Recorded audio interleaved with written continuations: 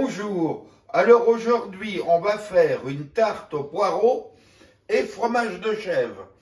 Alors pour cela on aura besoin d'un peu de crème fraîche, du fromage râpé, du fromage de chèvre bien entendu, du poireau que j'ai lavé et puis coupé en petits tronçons comme ça qu'on va faire revenir, un peu de beurre, de la pâte brisée.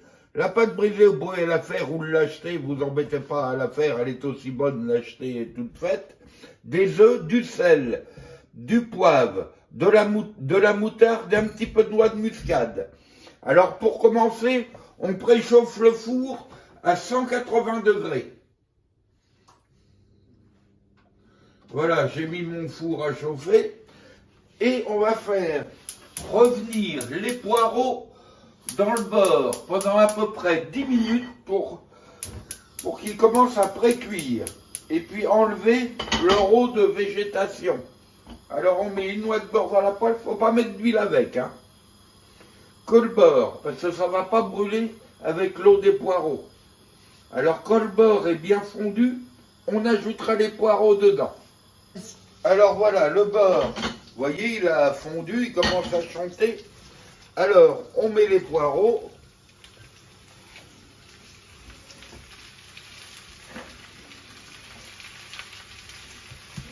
On met tous les poireaux comme ça, et puis on baisse le feu, et puis on les fait suer gentiment pendant à peu près une dizaine de minutes. Vous allez voir, ça va réduire de moitié, ça va rendre tout leur eau. Faut bien compter 10 minutes. Hein. Alors voilà, au bout d'une quinzaine de minutes, vous voyez, les poireaux, ils ont réduit, ils ont bien sué. Comme ça, maintenant, ça, on met de côté, on éteint le feu et on laisse refroidir. Et pendant ce temps-là, on va préparer la base, hein, l'appareil pour... Alors, on casse 4 œufs entiers.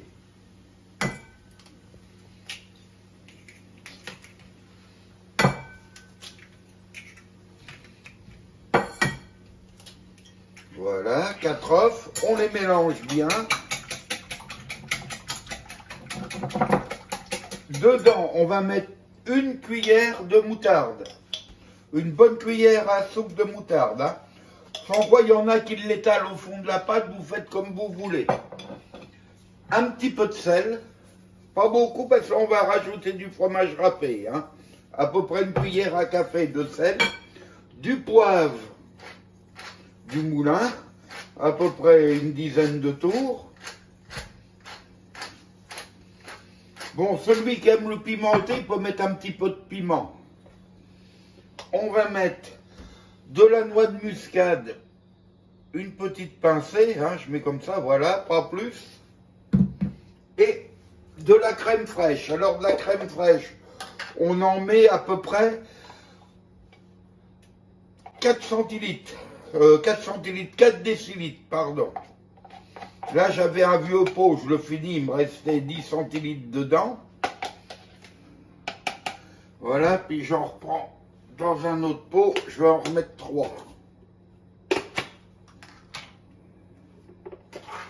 Si vous voulez que ça soit plus léger, vous pouvez faire moitié crème, moitié lait. Mais ça sera moins bon avec le lait que la crème, hein.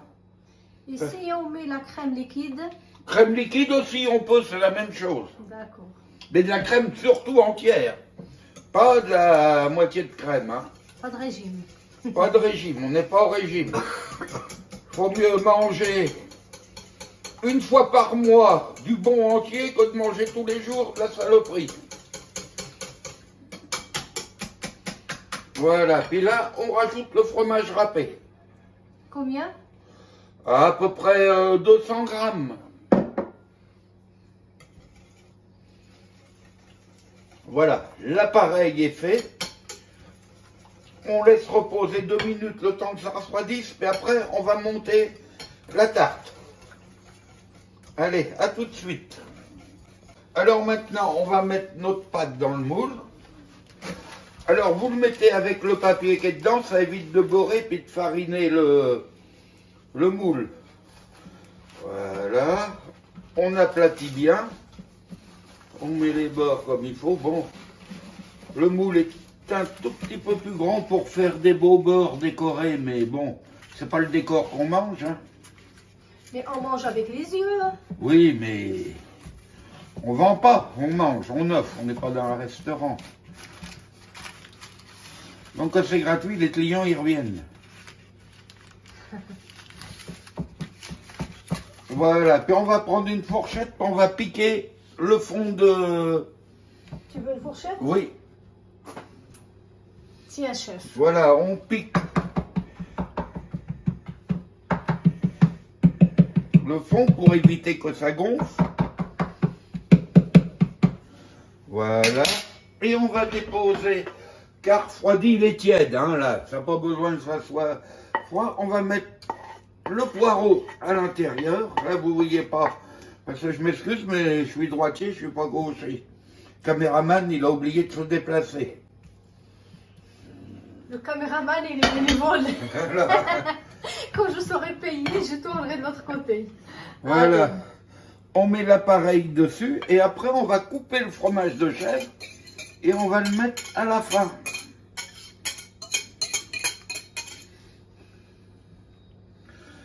Voilà.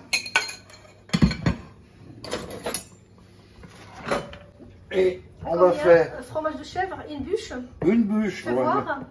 Voilà. D'accord. Et on le coupe en petites rondelles. Et on peut même mettre l'entame, hein. C'est bon aussi.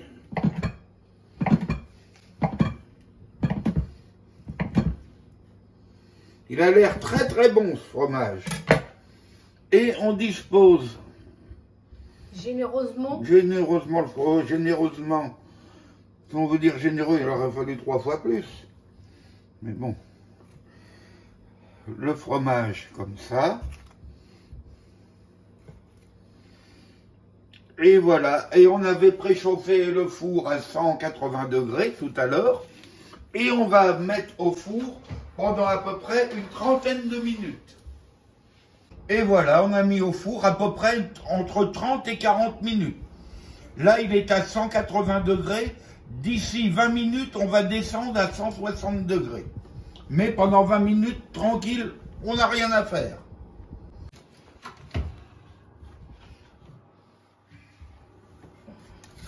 Alors voilà, on vient de la sortir du four, vous avez vu, elle a cuit 30 minutes à 180 et 10 minutes à 160 degrés.